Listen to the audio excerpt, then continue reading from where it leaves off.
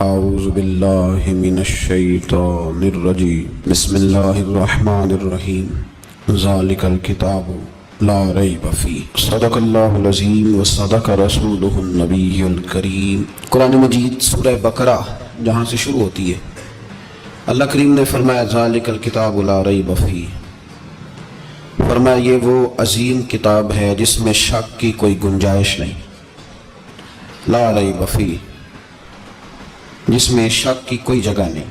قرآن پاک میں کوئی شک نہیں ہے، یہ اللہ کی کتاب ہے۔ چند آیات کچھ رکوع آگے گزر کے خود ہی اللہ کریم نے پہلے ہی سپارے میں اسی صورت میں فرما دیا وَإِن كُنتُمْ فِي رَيْبٍ مِّمَّا نَزَّلْنَا عَلَىٰ عَبْدِنَا فَأْتُوا بِسُورَةٍ مِّن مِّثْلِهِ، فرمایا اگر تمہیں کوئی شک ہو اس میں جو ہم نے اپنے بندہ خاص پہ نازل فرمایا ہے، اس کی طرح کی ایک صورت لے کے آؤ۔ پہلے فرمایا لا ریب فیہ، اس میں کوئی شک نہیں ہے، پھر فرمایا وَإِن كُنتُمْ فِي رَيْبٍ مِّمَّا نَزَّلْنَا عَلَىٰ عَبْدِنَا، اگر تمہیں کوئی شک ہو تو اس جیسی صورت بنا کے لاؤ۔ پہلے کہا کہ شک، پھر کہا اگر تمہیں کوئی شک، یا اللہ شروع میں تو فرمایا تھا کہ شک ہے ہی نہیں، اور پھر کہا اگر تمہیں شک ہو تو اسی صورت میں آغاز میں کہا لا ریب فیہ، اس میں کوئی شک ہے ہی نہیں، کوئی گنجائش ہی نہیں، بالکل نہیں، کوئی صورت ہی نہیں، اس میں جگہ ہی نہیں شک کی۔ اور پھر آگے جا کے فرما دیا کہ وَإِن كُنتُمْ فِي رَيْبٍ مِّمَّا نَزَّلْنَا عَلَىٰ عَبْدِنَا، اگر تمہیں کوئی شک ہے اس پر جو ہم نے بندہ خاص پہ نازل کیا۔ پہلے کہا شک ہے نہیں، پھر کہا اگر تمہیں، اب سمجھے بات کو، فرمایا قرآن میں تو شک نہیں، لوگوں کے ذہنوں میں شک ہے، اس میں شک نہیں، لیکن اگر تمہارے دماغ میں کوئی شک ہو نا تو پھر تم بھی اس طرح کا کوئی لا کے دکھاؤ۔ قرآن میں شک کوئی نہیں، اگر تمہارے دماغ میں کوئی شک ہے پھر کیا کرو؟ اس کا مطلب ہے جس میں کوئی شک نہیں ہوتا لوگوں کا دماغ اس پہ بھی شک کر لیتا ہے، جس میں کوئی شک نہیں ہوتا ذہن انسانی اس پر بھی شک۔ نبی پاک بے مثل و بے مثال ہے، لا مثل لہ ولا مثال لہ، حضور کی مثل بھی کوئی نہیں اور مثال بھی ہے ہی کوئی نہیں۔ اللہ کریم نے محبوب جیسا دوسرا بنایا کوئی نہیں۔ سمجھنی ہے بات آپ نے؟ حضور میں شک کوئی نہیں پر ابو جہل نے شک کیا، نبی پاک میں شک کوئی نہیں پر ابو لہب نے شک کیا، حضور میں شک کوئی نہیں پر عتبہ عتیبہ شیبہ ان کا شک آخر تک نہیں گیا، حالانکہ حضور میں کوئی شک دور کرانے بھی آئے تو شک نہیں گیا، ایک دفعہ نہیں کئی دفعہ، درجنوں دفعہ، بیسوں دفعہ۔ ایک ابو جہل کو لے لیں، دماغ میں شک تھا حالانکہ حضور میں کوئی شک نہیں۔ ایک دن آگے کہنے لگا کہ بتائیے میری مٹھی میں کیا ہے، تو نبی پاک صلی اللہ تعالی علیہ وسلم نے فرمایا اگر میں نے بتا دیا، کہنے لگا اگر آپ نے بتا دیا تو میں کلمہ پڑھ لوں گا۔ حضور نے فرمایا میں نے بتا دینا پر تو نے کوئی نہیں پڑھنا، میں بتا دینا۔ کہا بتائیے، تو حضور نے فرمایا چل سودا کر لیتے ہیں، اگر جو تیری مٹھی میں ہے وہی بتا دے پھر تیرا کیا خیال ہے؟ تو نبی پاک صلی اللہ تعالی علیہ وسلم نے کہا کیا بھائی ابو جہل کی مٹھی میں؟ تو اس کی مٹھی میں کنکر تھے، کنکروں نے کلمہ پڑھنا شروع کر دیا۔ جب کنکروں نے کلمہ پڑھا، پتھر تھے وہ، انہوں نے کلمہ پڑھا، ابو جہل نے وہ کنکر زمین پہ پھینکے، کہنے لگا اوہو تیرا جادو تو پتھروں پہاڑوں پہ بھی چلتا ہے۔ اب جملہ کہنے لگا ہوں سمجھ لینا، ابو جہل گوشت کا آدمی تھا، کنکر پتھر تھے، پتھر کلمہ پڑھ گئے، گوشت کا آدمی تھا پر کلمہ، کیونکہ یہاں کیا تھا؟ شک، اس نے آگے نہیں بڑھنے دیا، گوشت کا شخص ہو کے پتھروں سے آگے نکل گیا۔ نبی پاک صلی اللہ علیہ وسلم کی خدمت میں آیا، بلکہ وہ جو یہودی والی روایت ہے اس کے پس منظر میں بھی بعض محدثین نے لکھا ہے، اس کو بھی اسی نے بھیجا، کہنے لگا جاؤ نبی پاک سے جا کے کہو اگر وہ درخت آپ کا کلمہ پڑھے تو میں بھی پڑھ لوں گا۔ درخت، اب درخت ہوتے تو جاندار ہیں پر کلمے تو کوئی نہیں نہ پڑھتے، درخت سے بھی تو انسانوں سے کلمہ پڑھنے کی بات، اگر درخت پڑھے تو میں پڑھ لوں گا۔ نبی پاک صلی اللہ علیہ وسلم دور بیٹھے تھے، درخت دور تھا، اور امام سیوطی علیہ رحمہ نے لکھا ہے درخت بھی کیکر کا تھا۔ نبی پاک صلی اللہ علیہ وسلم نے فرمایا اس یہودی سے کہ تو جا کے درخت کو کہہ کہ تجھے نبی پاک بلاتے ہیں۔ فرمایا میں گیا تو پھر تم نے کہنا جادو کر کے بلایا ہے۔ احتیاط بھی کی، ہر چیز آنکھوں کے سامنے رکھی، تو جا کے کہہ کہ تجھے بلاتے ہیں۔ وہ بندہ گیا، جا کے کہنے لگا، اور امام سیوطی نے اس کو لکھا ہے، کہنے لگے اس نے نبی پاک کا نام بھی نہیں لیا، کیونکہ ابو جہل اینڈ کمپنی کو پتا تھا کہ مصطفیٰ کے نام میں بھی بڑی برکت، خالی نام بھی نہیں لیا۔ کہنے لگا درخت وہ جو سامنے بیٹھے ہیں نا وہ تجھے بلا رہے، نام نہیں لیا حضور کا، وہ جو سامنے بیٹھے ہیں نا جاءت لدعوتہ الاشجار ساجدۃ، امام بوصیری کہتے ہیں درخت آیا اور سجدہ کرتا ہوا زمین چیرتا ہوا آیا. کس طرح آیا؟ پہلے آگے جھکا، پھر پیچھے جھکا، دائیں جھکا، بائیں جھکا. یہاں بھی لکھنے والوں نے لکھا ہے کہ وہ نہ درخت اپنی جڑیں اکھیڑ رہا تھا. جب چلنا تھا نا اس نے حضور کی طرف آنا تھا تو آگے دائیں بائیں ہوا، جڑیں اکھیڑ رہا تھا. لیکن ہمارے استاد جب ہمیں یہ روایت پڑھایا کرتے تھے تو کہتے تھے جڑیں نہیں اکھیڑ رہا تھا. جب اس نے سنا مجھے نبی پاک نے بلایا تو اسے وجد ہو گیا تھا، وہ جھومنے لگ گیا، جھوم رہا تھا. حضور نے مجھے بلا لیا، جاءت دعوت الاشجار ساجدہ. تو درخت آیا، اس نے آ کے نبی پاک کو سجدہ کیا.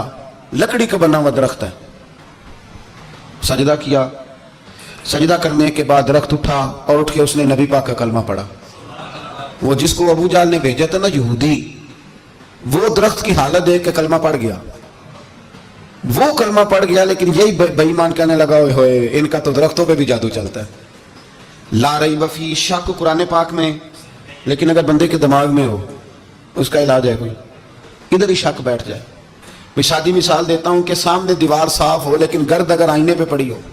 دیوار صاف کرنی چاہیے کہ اینک کا شیشہ صاف کرنا چاہیے؟ ساری زندگی لوگ دیوار صاف کرتے گزار دیتے، ساری زندگی تراش خراش کرتے گزار، اپنی مرضی کی پینٹنگ کرتے گزار دیتے ہیں، پر اپنی آنکھ کی پتلی صاف نہیں کرتے. آنکھ کی پتلی صاف نہیں کرتے. کسی نے حضرت رومی سے کہا تھا حضور دنیا میں کوئی اچھا ملتا نہیں. فرمانے لگے تھوڑا رونا شروع کر تاکہ تیری پتلیاں وضو کر لیں. وضو کر لیں، وہ انہیں پتہ چل جائے کہ کتنے صاف ستھرے لوگ دنیا میں پائے جاتے. تو بھائی شک. ابو جہل پھر آ گیا، کہنے لگا اگر آپ چاند کے 2 ٹکڑے کر دیں تو میں کلمہ پڑھنے کو تیار ہوں. اچھا یہاں بھی بڑی مزے کی بات ہے. اللہ نے پہلے کہہ دیا نبی پاک کو کہ ان الذین کفروا سواء علیہم انذرتہم ام لم تنذرہم لا یؤمنون. محبوب یہ جن کی قسمت میں کفر ہے نا، آپ انہیں ڈرائیں چاہے نہ ڈرائیں، یہ ایمان نہیں لائیں گے. کنکروں نے بھی کلمہ پڑھ لیا، درختوں نے بھی پڑھ لیا، سارا کچھ ہو گیا. اور اللہ نے بھی کہہ دیا کہ محبوب اس بے ایمان نے کلمہ نہیں پڑھنا. پر حضور نے فرمایا یہ پڑھے نہ پڑھے ہم نے میدان نہیں چھوڑنا. جتنی دفعہ آئے گا نا ہم اسے ضرور معجزہ دکھائیں. جتنی دفعہ آئے ہم کیوں میدان چھوڑ. آگے کہنے لگا دی اگر چاند کے 2 ٹکڑے کر دے تو اقتربت الساعۃ وانشق القمر. تو نبی پاک صلی اللہ علیہ وسلم نے انگلی کا اشارہ کیا. چاند 2 حصوں میں بٹا. کوہ صفا ایک پہاڑی تھی مکے میں، آدھا ٹکڑا پہاڑی کے اس جانب ہوا، آدھا اس جانب. یعنی وضاحت کی اللہ کریم نے کہ ایسے نہ ہو کہ یہ کہہ دی وہ تو ایسے بالکل شک ہوا تو مل گیا، پتہ نہیں میری آنکھوں پہ جادو ہو گیا، ملا کہ نہیں ملا. جب ٹوٹا تو حدیث پاک میں آتا ہے کہ آدھا چاند کوہ صفا کی ادھر گیا اور آدھا تو پہاڑی تھی. چاند نیچے آیا، پہاڑی کے گرد گھوما، آگے جا کے ملا. یعنی وقفہ دیا گیا باقاعدہ دیکھنے کا، سمجھنے. پوری دنیا میں جتنے لوگ اس وقت چاند دیکھ رہے تھے، ہندوستان تک روایتوں میں ملتا ہے کہ لوگوں نے گواہی دی کہ ہم نے چاند ٹوٹتے دیکھا ہے. زمانہ مان گیا، لوگوں کی چیخیں نکل گئیں، لوگ قدموں میں گر گئے. پر وہ جس کے دماغ میں شک تھا نا وہ نہیں مانا. شجر و حجر پہچان گئے پر انسان کی نظروں میں شک ہی رہا. دنیا میں سب سے مجبور، کمزور، بزدل، کم فہم بندہ وہ ہے جس کے دماغ میں شک ہے. سب سے کم فہم آدمی، اس کی فراست روحانیہ زیرو ہے. وہ ایک ناکام شخص ہے.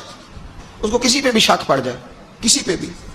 ہم نے دیکھا ہے جو عورت اپنے مرد پہ شک کرنے لگ جاتی ہے اس گھر کا کوئی علاج ہی نہیں ہوتا. جو شکوہ کرتی ہے روٹی کا، پیسوں کا، وہ کسی دور میں مسئلہ اس کا حل ہو جاتا ہے. جو نافرمان ہوتی ہے اس کا بھی مسئلہ کسی نہ کسی زمانے میں حل ہو ہی جاتا ہے. یہ جس کو شک پڑ جاتا ہے نا، شک، اس کا مسئلہ قیامت کی صبح تک حل نہیں ہوتا. اگر مرد کو شک پڑ جائے تو اس کا مسئلہ بھی کبھی زندگی میں دوبارہ حل.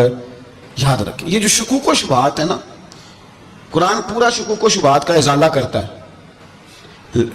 کافر کے سوال کا جواب دیتا ہے، منافق کے سوال کا جواب دیتا ہے. قرآن مجید ہر ایک کی تسلی کراتا ہے، لیکن شروع میں بتا دیا کہ لا ریب فیہ، شک والی گنجائش اس میں. لوگ آج تک شک کر رہے ہیں کہ اللہ کا کلام ہے کہ نہیں، آج تک لوگ کہیں. تو میرے بھائی شکوک والی زندگی کمزور ہوتی ہے. شکوک والی عقل مند لوگوں کی زندگی کمزور زندگی. صحابہ کرام عمل والے لوگ تھے، وہ بحثوں میں الجھے رہتے تو عمل نہ کر پاتے.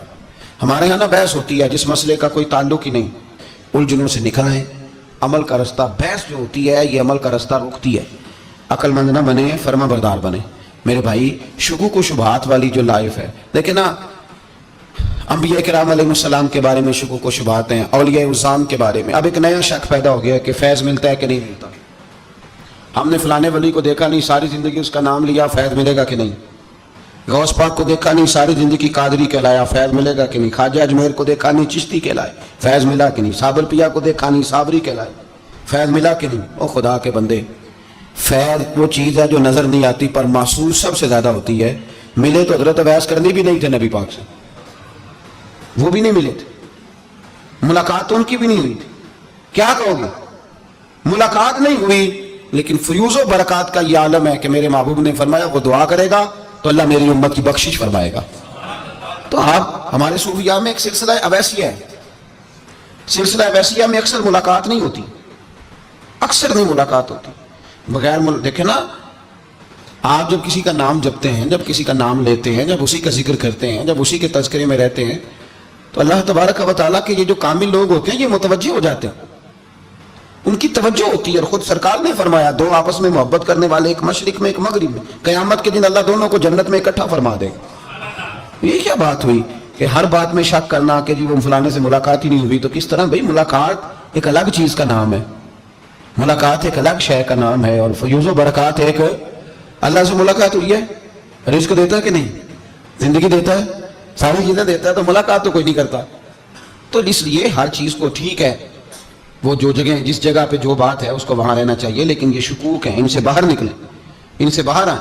اور یہ اللہ کا جو فیضان ہے، ان کی جو محبت ہے، ان کے جو طریقہ، حضرت سلیمان بن بشار رحمۃ اللہ علیہ بزرگ گزرے ہیں، وہ کہتے ہیں میرے پاس، میں بڑا خوبصورت تھا جوانی میں، دین کی تھوڑی سی خدمت کرتا تھا، تو ایک عورت آ گئی، اس عورت نے میرے ساتھ کچھ مجھ سے مانگا، مطالبہ کیا، تو میں نے کہا کوئی بھکارن ہے۔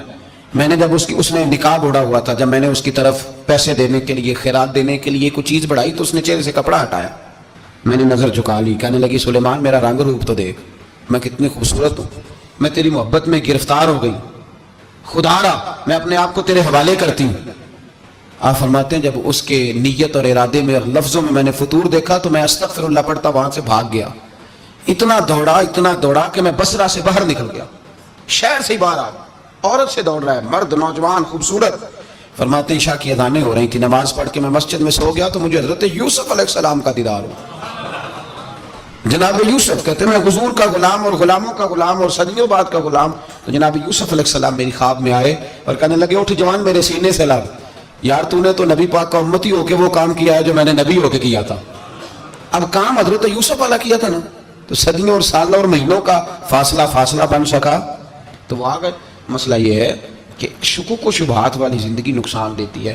حضرت ہمارے سلسلہ مقدسہ میں ایک سلسلہ الویہ ہے جو اعلیٰ حضرت فاضل بریلوی کو حاصل تھا، شاہ عبدالعزیز صاحب محدث دہلوی رحمۃ اللہ تعالیٰ علیہ نے بڑا لکھا مولا علی کی شان پہ، حضرت علی پہ کلام، ان کا ذکر، ان کے تذکرے اس قدر فنا ہو گئے کہ ہر وقت ذکر علی کرتے۔ فرماتے ہیں مجھے خواب میں حضرت علی کا دیدار ہوا، انہوں نے مجھے بیعت فرمایا اور مجھے اپنے سلسلہ مبارکہ میں اجازت دی۔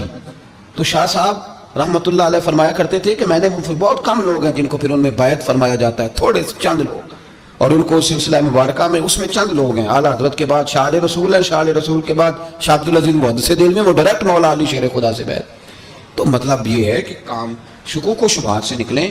قرآن نے کہا لا ریب فیہ، قرآن میں شک البتہ وَإِن كُنتُمْ فِي رَيْبٍ مِّمَّا نَزَّلْنَا عَلَىٰ عَبْدِنَا، بندے کچھ شک کرتے ہیں، اگر انہیں شک ہو تو وہ اس طرح کریں کہ فَأْتُوا بِسُورَةٍ مِّن مِّثْلِهِ، پھر اس کی مثل ایک صورت لے کے آئیں، اور وَادْعُوا شُهَدَاءَكُم مِّن دُونِ اللَّهِ إِن كُنتُمْ صَادِقِينَ، سارے بے شک اپنے حمایتی بلا لیں اگر وہ سچیں۔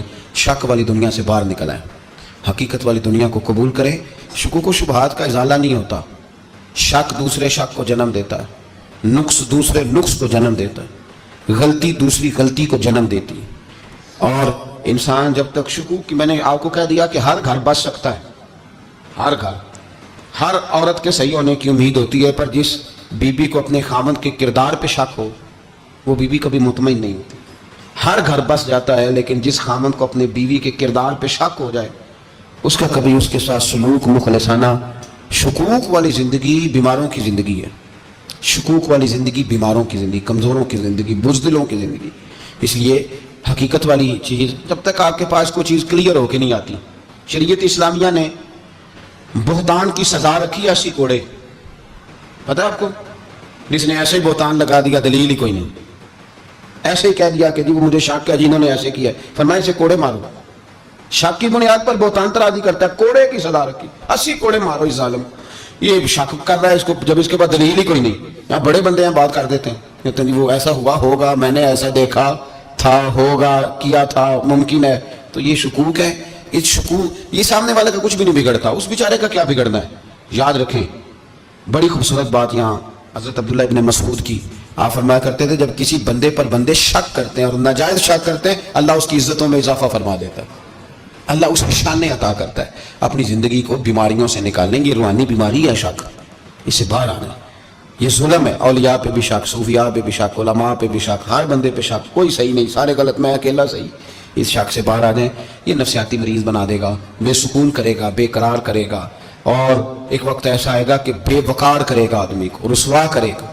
قطعاً ایسا کوئی کام نہ کریں جس سے انسان شکوک کا شکار ہو. بس یقین کامل کی دولت حاصل کریں. ہم اسلام کا لغوی معنی تسلیم کرنے, اسلام مذہب ہی مان لینے کا ہے. اور کلمہ پڑھنے سے پہلے آپ کریں نا جو کرنا ہے. کلمہ پڑھ لیا تو اب اس کے بعد شکوک و شبہات لے کے بیٹھ گئے. تحقیق پہلے ہوتی ہے, نکاح کے بعد تحقیق نہیں ہوتی. تحقیق تو پہلے کرنے کا حکم تھا, آپ دیکھ بھال کے شادی کریں, اسلام نے کہا. اب آپ ہمارے ہاں پہلے تو کوئی شاید دیکھی نہیں جاتی, بعد میں پھر شک کی شک کے ہر طرف مصیبت ہی مصیبت. پہلے کریں جو کرنا ہے, بعد میں عمل کریں, شک والی زندگی سے باہر آئیں.